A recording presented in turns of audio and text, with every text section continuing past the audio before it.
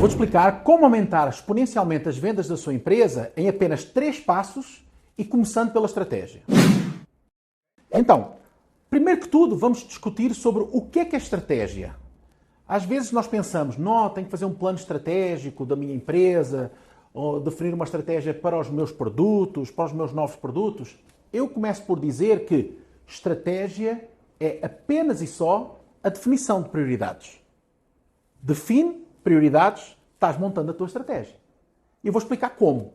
E apenas em 3 passos. Se estratégia é igual à definição de prioridades, então nós agora vamos fazer a listagem das ações para definir essas prioridades. Em apenas 3 passos vai ser muito fácil de entender. Ok? Primeiro que tudo o que a gente for fazer a nível de estratégia para aumentar as vendas, nós temos que pensar em 3 pontos essenciais. 1. Aumento do número de clientes. Isso tem que ser o nosso mantra. Ok? O número de clientes tem que aumentar. O segundo ponto é uma designação em inglês, chama-se LTGP, ok? LTGP, que é o Long Term Growth Portfolio. O que é que isso significa? Significa que tudo o que nós fizermos daqui para a frente, nós temos que pensar como isso vai impactar aumentando o número de clientes e como isso vai agregar valor para os nossos produtos, aos nossos serviços a longo prazo. Tudo o que nós fizermos temos que pensar nisso. E o terceiro ponto que não pode ser esquecido é os riscos, sempre calcular, medir os riscos que cada uma das ações que a gente vai definir, eles vão ter impacto naquilo que nós vamos fazer. Então, sempre, quando a gente vai montar uma estratégia, 3 pontos que têm que estar sempre na nossa cabeça. Tudo o que a gente for definir aquela ação, ela tem que gerar mais clientes, tem que agregar valor para o nosso produto a médio e longo prazo, portanto, não pode impactar apenas a curto prazo, tem que ser uma coisa que gera valor a longo prazo e temos que estar sempre medindo os riscos dessa ação que nós vamos definir. Ok? Para isso acontecer, nós vamos fazer o quê? Para isso acontecer, primeiro nós vamos definir o que também em inglês se chama what, o quê,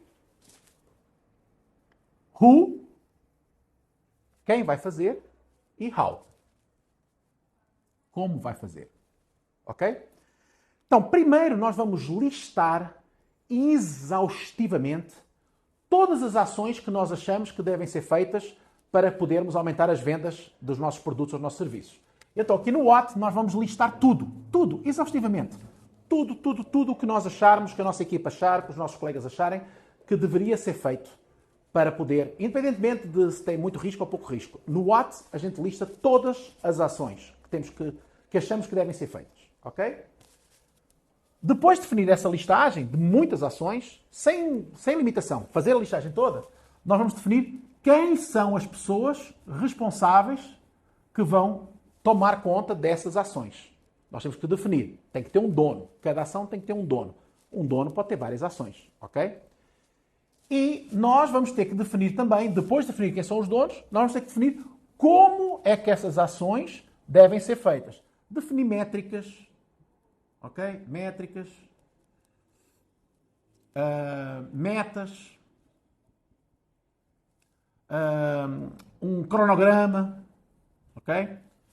Isso nós também vamos definir. Então, neste primeiro passo, o que é que nós vamos ter? Nós vamos ter uma lista de ações que nós achamos que possam ser importantes para impactar as vendas. Vamos ter as pessoas responsáveis e vamos ter um mapa do que é que cada uma dessas ações vai implicar fazer. Ok? Posto isto, nós entramos numa outra fase, que eu chamo também, que os ingleses também chamam, que chama-se More, Better e New. Quando falamos de More, Better and New, o que é que nós temos que focar aqui? Então, de todas as ações que nós listamos, todas, nós agora temos que fazer a análise crítica de cada uma delas.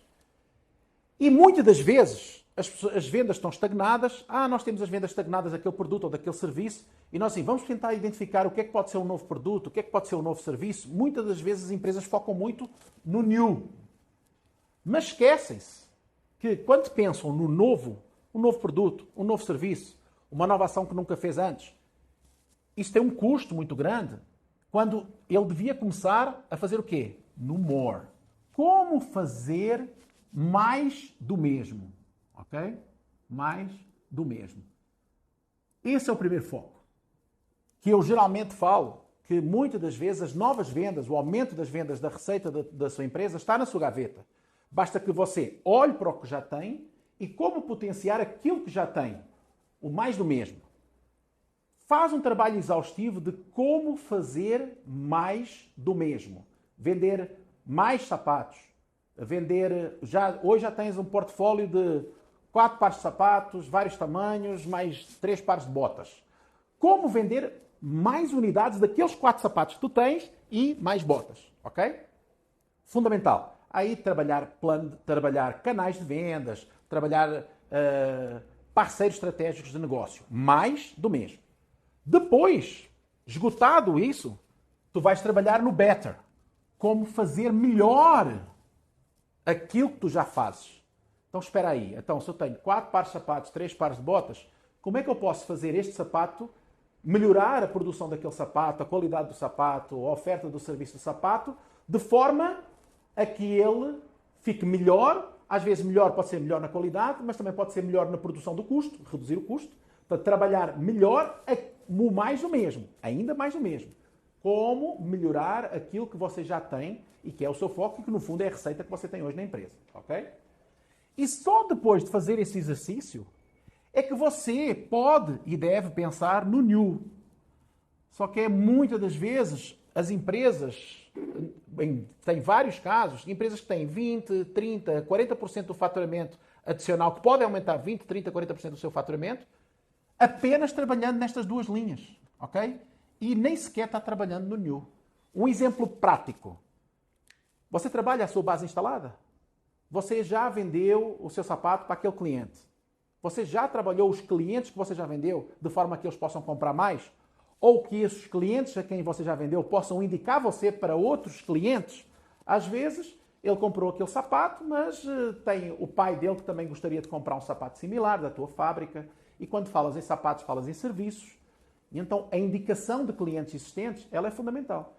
Então, se tu trabalhares a base instalada de clientes bem trabalhada, tu tens 20, 30, 40% de aumento de possível de faturamento do que tens hoje, apenas e só trabalhando o que já existe.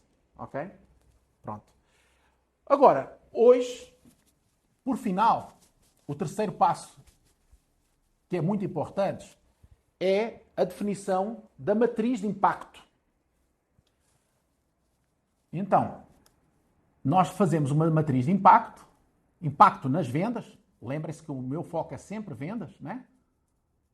Vendas versus a facilidade dessa ação. Ok? E então, neste primeiro quadrante, nós vamos pôr o quê? Aquelas ações que nós listamos, nós vamos pôr neste quadrante as ações que terão mais impacto nas vendas e que sejam mais fáceis de executar. Às vezes pode ser fáceis em termos de custo, pode ser fáceis em termos de produção. Portanto, nós temos que definir numa matriz a facilidade de execução daquela ação, pode ser o custo, é porque ficou mais barato fazer aquela ação, versus o impacto que tem nas vendas. Aí coloca todas a lista, essas listagens que tu fizeste as ações, tu colocas todas neste quadrante da matriz. Aí o passo seguinte é, dentro do que tem impacto nas vendas também, as ações que podem não ser tão fáceis ou podem não ser tão baratas, mas que também têm muito impacto nas vendas. Vou dar um exemplo prático. Vou potenciar, alavancar uma publicação que eu fiz no Instagram e vou aumentar o Facebook Ads, ou o valor do Facebook Ads. Vai ter um custo maior, mas eu sei que aquela publicação já teve um engajamento interessante e se eu investir um pouquinho mais, eu vou ter mais impacto nas vendas, mas tem um custo maior, ok? Aí, no terceira fase, tu vais definir então quais são as ações que são mais fáceis de executar, mas que possam ter menos impacto nas vendas. Mas como elas são mais fáceis ou são baratas de fazer, tu listas, naquela listagem de todas as ações, tu pões aqui as ações que se poderiam enquadrar neste quadrante. Em quarto lugar, neste quadrante aqui, que seria as ações que têm menos impacto nas vendas e que são mais difíceis de executar, e tu colocaste lá das ações que tu listaste, esquece. Nem vai fazer. Não vais fazer.